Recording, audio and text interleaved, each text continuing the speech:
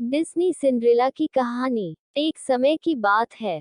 किसी राज्य में एक व्यापारी रहा करता था। उस व्यापारी की एक छोटी सी बेटी थी, जिसका नाम था एला। एला बहुत ही प्यारी और नेक बच्ची थी। उसके पिता उससे बहुत प्यार करते थे और उसकी सारी जरूरतें पूरी करते थे।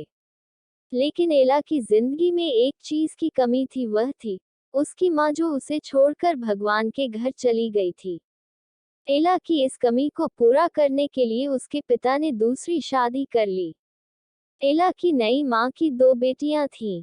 वह बहुत खुश थी कि माँ के साथ साथ उसे बहनें भी मिल गई थी।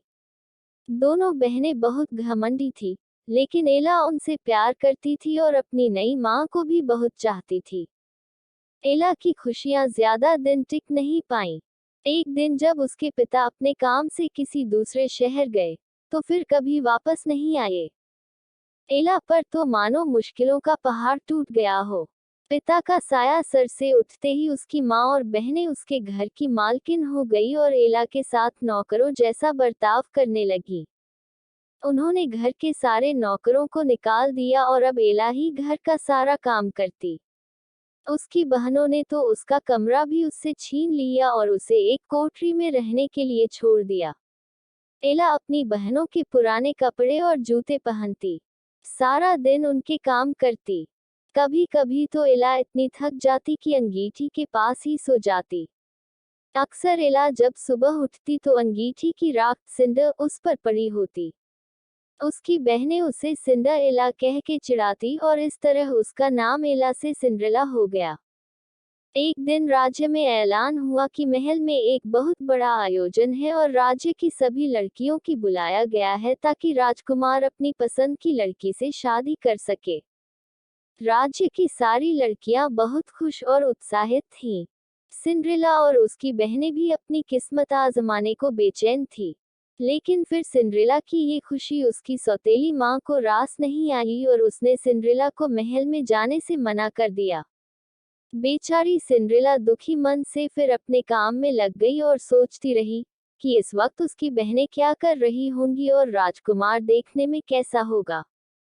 सिंड्रेला जब इन ख्यालों में खोई हुई थी, तभी वहां एक जादूगरनी आई। उसने सिंड्रेला को दुखी देखा तो उसकी मदद करनी चाहिए। सिंड्रेला ने सारी बात जादूगरनी को बताई। जादूगरनी ने सिंड्रेला से कहा, ओह प्यारी सिंड्रेला, मैं तुम्हारी मदद कर सकती हूँ। ये कहकर जादूगरनी ने अपनी छड़ी घुमाए और वहां पड़े एक बड़े से कद्दू को एक बग्घी में बदल दिया। वहीं चार चूहे उछल कूद मचा रहे थे। जादूगरनी की नजर उन पर पड़ी तो उसने चूहों को घोड़ा बना दिया। अब जरूरत थी एक कोचवान की। जादूगरनी ने चारों तरफ नजर घुमाई तो उसे एक मेढक दिखा और उसे कोचवान में बदल दिया। सिंड्रेला ये सब देख हैरान हो रही थी कि तभी जादूगरनी उसकी तरफ मुड़ी और अपनी जादू की छड़ी घुमा दी, और पलक झपकते ही सिंड्रेला के मटमैले और फटे हुए कपड़े साफ और सुंदर हो गए। उसके पैरों में टूटी हुई चप्पल की जगह सुंदर कांच की जूती आ गई। अब सिंड्रेला महल में जाने के लिए तैयार थी। जादूगरनी ने सिंड्रेला को विदा करते हुए कहा, बेटी, तू अपनी इच्छा पूरी कर ले, लेकिन याद रखना रात 12 बजते ही यह सारा जादू खत्म हो जाएगा। सिंड्रेला जब महल पहुंची तो सबकी नजरें उसी को देखने लगी। वह बहुत ही सुंदर लग रही थी। राजकुमार ने जब उसके साथ डांस करना चाहा तो सिंड्रेला की सौतेली बहनों के साथ साथ वहां मौजूद सभी लड़कियां सिंड्रेला से जलने लगी। लेकिन कोई सिंड्रेला को पहचान नहीं पाया। राजकुमार ने उसे देखते ही फैसला कर लिया था कि वह इसी लड़की से शादी करेगा।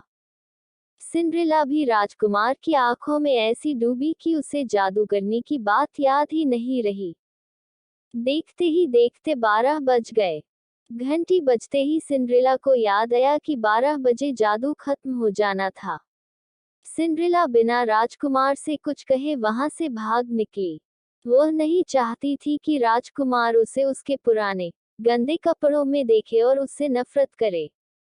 भागते वक्त सिंड्रेला की कांच की एक जूती महल में ही छूट गई, जो राजकुमार ने उठा ली। राजकुमार ने बहुत कोशिश की सिंड्रेला को ढूंढने की, लेकिन वह उसे कहीं नहीं मिली। सबने राजकुमार से उसे भूल जाने को कहा, लेकिन राजकुमार सिंड्रेला को भूल नहीं पा रहा था। आखिरकार सारे राज्य में ऐलान हुआ कि जिस लड़की के पैरों में वह जूती आएगी, राजकुमार उसी से शादी करेंगे। राज्य में तो जैसे तूफान आ गया था।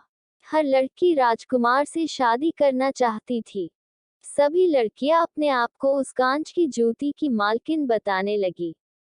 लड़कियों के घर जा जाकर उन्हें जूती पहनाई गई, लेकिन उनमें से किसी को भी वह पूरी नहीं आई।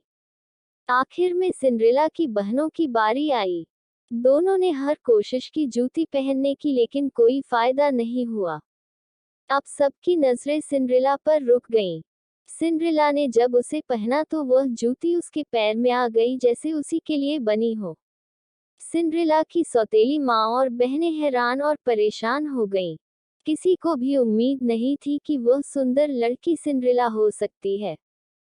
राजकुमार ने जब सिंड्रेला से शादी के लिए पूछा तो सिंड्रेला ने खुशी खुशी हाँ कर दी। अगले ही दिन बड़ी धूमधाम के साथ सिंड्रेला की शादी राजकुमार से हो गई। राजकुमार और सिंड्रेला एक दूसरे के साथ बहुत खुश थे और एक दूसरे को बहुत चाहते थे। दूसरी तरफ सिंड्रेला की सौतेली माँ और बहनों को सिंड्रेला के साथ बुरा व्यवहार करने की सजा के रूप में राज्य छोड़कर जाना पड़ा। दोस्तों, ये कहानी आपको कैसी लगी कमेंट करके जरूर बताएं। अगर अच्छी लगी हो तो लाइक, शेयर और कमेंट जरूर करें। ऐसी ही और कहानी सुनने के लिए चैनल को सब्सक्राइब जरूर करें। धन्यवाद।